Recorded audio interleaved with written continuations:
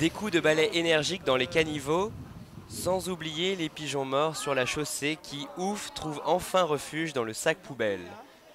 Entourée de son armée de ménagers, Françoise de Panafieux part en croisade contre la saleté à Paris. Nous sommes devenus une honte en matière de saleté. Nos rues sont sales, elles sentent mauvais. Or, quand on va à Londres, c'est propre. Quand on va à Milan, c'est propre. Quand on va à Barcelone, c'est propre. Qu'est-ce qui se passe à Paris ? Le message de la maire du 17e est simple. La saleté dans l'arrondissement, ce n'est pas sa faute, mais bien celle de Bertrand Delanoë, d'où l'idée d'un service de propreté placé directement sous l'autorité du maire d'arrondissement. Que nous, les maires d'arrondissement, on n'est responsables de rien du tout.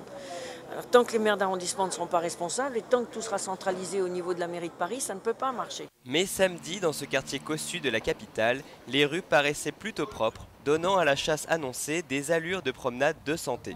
Pour les militants UMP, l'explication était toute trouvée. Monsieur Delanoë a fait travailler ses services aujourd'hui, alors que d'habitude c'est beaucoup plus sale que cela. Cette observation n'est cependant pas toujours partagée par les commerçants du quartier. Ils passent 2 fois par jour. Maintenant, si c'est bien fait ou mal fait, ça c'est autre chose. Hein. Mais 2 fois par jour, on les voit. Vous êtes plutôt satisfait de la façon de s'organiser? Ça va. Ça va.